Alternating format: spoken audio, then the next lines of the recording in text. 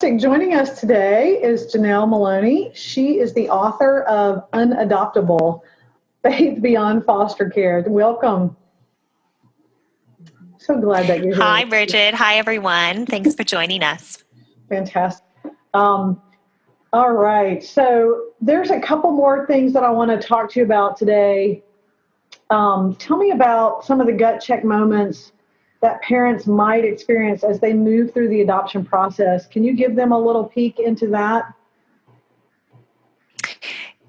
Well, yes, there's going to be a lot, but some that really stick out to me, or the first one that really sticks out to me is as you're searching for a child, the initial definition or idea of the perfect child is going to be challenged.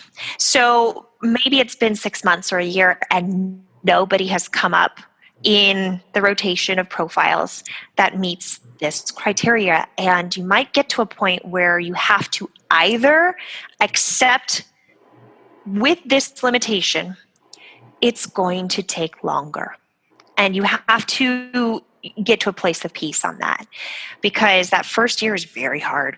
We actually went through the foster to adopt process twice. We spent an entire year going through training and getting qualified. And then we had a conflict with our adoption agency, and they made us stop, go to marriage counseling for 6 months, and then come back. And we got to start from scratch, all over again.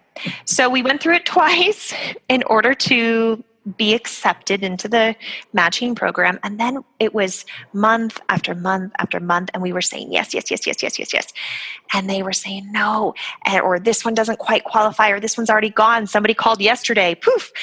And we had to come to a place where we were like, hey, this is going to be much harder. And what if, almost like a target, if our bullseye went out one ring in that target? So instead of only a 2-year-old, how about a 3 or 4-year-old? Are we still in the ballpark?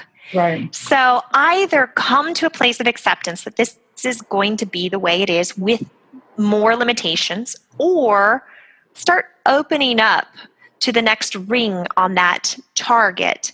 Maybe if there is a ability or disability that, hey, you've done some research on, you've read about, you've met some families that have kids with this, and you say, that's not as scary as I thought, and you become more accepting. So that will speed the process up. We talk to people in our groups about, you start off broad, and so if you say, I want to adopt a newborn and they're going the foster care route, we'll just say, so do you consider 0 to 3 a newborn? And it never fails. Every single time they're like, yes. And I'm thinking, 3-year-old is not a newborn, but okay.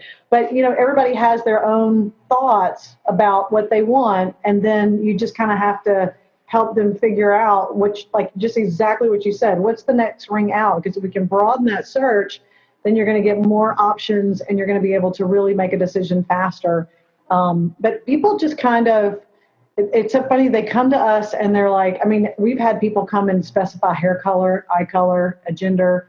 And I'm like, you can do that. You can do that. But, it's really, what is your trigger? If your trigger is, I must have a green-eyed child, are you willing to wait for however long it takes for that child to be born? That child might not be born yet. There are definitely green-eyed children in that big number of children in foster care, but it's a matter of the match. So, I totally understand that. I think that's great advice. Talk to me about what might couples consider. I'm sorry, go ahead. I want to touch on the other one. Okay. The second point on that same gut check moments. Okay.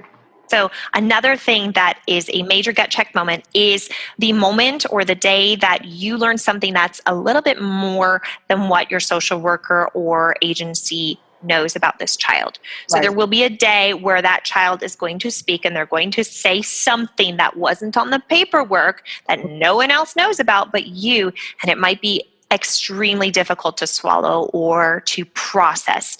And so it's very important to check with yourself how you're doing with your own emotional healing.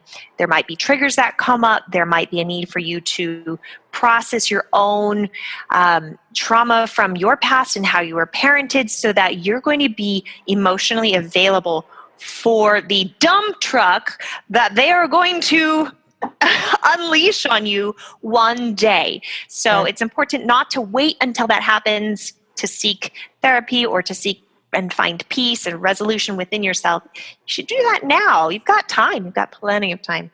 Right. And we're hoping that people will match with a counselor during the process, and that way they'll have someone that knows the journey, and then they can be ready for them. And now they can do telemedicine, so they can do they can do video conferencing. Yeah, have those so easy.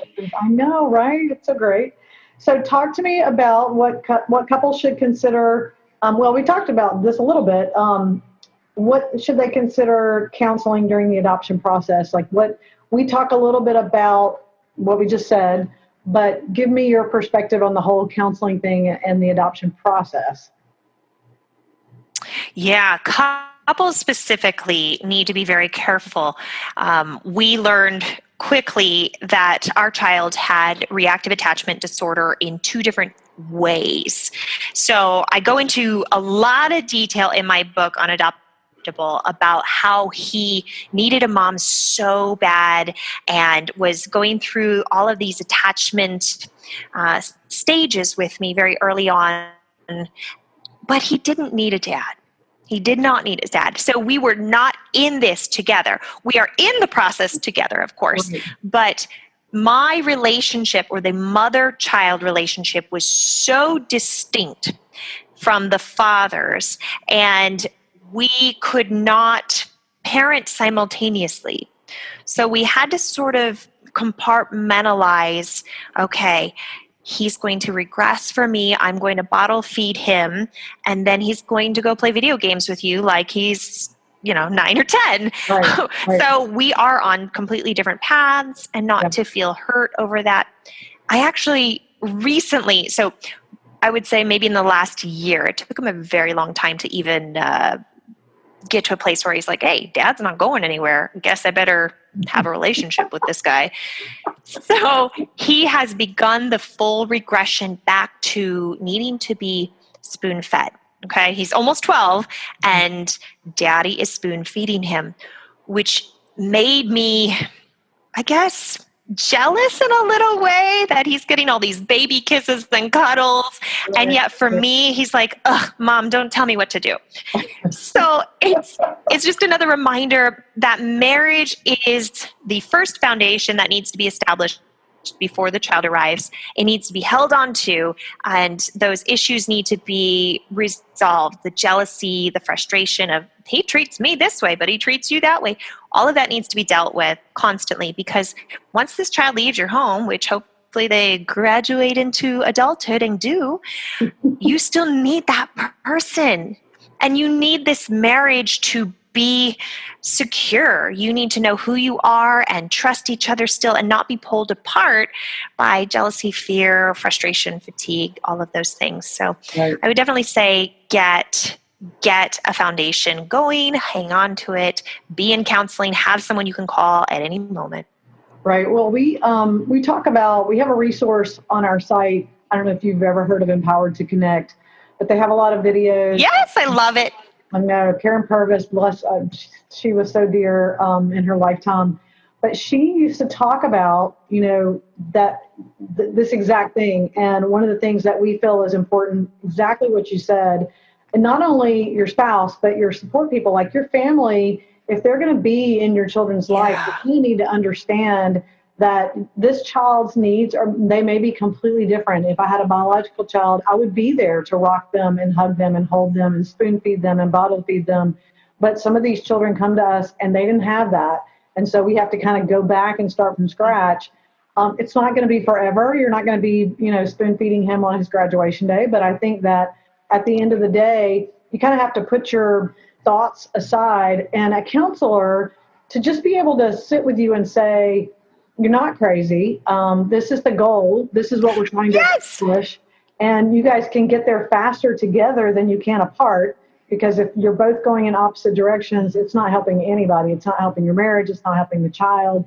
But, I think that people decide that they want to adopt, or in general, they decide that they want to have children because they believe in a child needs me and I need a child and I want to raise a child and create family. And that basic foundation of the thoughts that people give to us when we're in groups and we're having conversations with them, that's vital. I mean, but that's the whole purpose. So if you're not willing to go back and do the work and talk to a counselor about what work needs to be done, to me, it's fast tracking. It's almost like a cheat sheet. I'd rather have someone that knows and they're guiding me than me trying to read the manual and figure it out and apply it and put the desk together by myself, because it's a scary thing when you're on your own out there as a silo trying to figure it all out. Tell me how can parents maintain a healthy perspective on their experiences? Well, going back to the training, even with Karen Purvis and her books and having that mentor, I would say continuously be on the lookout for people to connect to. So you can go through the foster training classes with a group of folks and then graduate and never see them again. And that's not going to help you. You need to keep your safety net strong. So continually reinforce those ideas. Read another book this year. I know everyone gets so sick of reading those books at the beginning, but save a few for later. Next year, there's going to be something new. Or maybe now you have a specific child and now you can get a book that's a little bit more specific regarding diagnosis or trauma, or maybe it's you've never had a girl, now you got a girl. And so I would say always, always, always be on the pursuit, because life changes. The rules change. The 2-year-old does not behave like the 3-year-old. It's a new game between a 2 and a 3-year-old. Yeah. So don't get too comfortable where you think, hey, I finished training, I'm good, check. No, there's no checkbox. It's infinite education, always in support groups, always reading the blogs, following. There's so many Instagrammers, there's so many YouTubers that are out there and they're real. Hey, I'm out there. And so I would love it if everyone connected to me and said hi, and I will completely be that person where I will keep teaching you what I know. But I only know, like you said, I only know what I know. So I can only teach you up to a certain point. Right. So keep finding those people. We agree.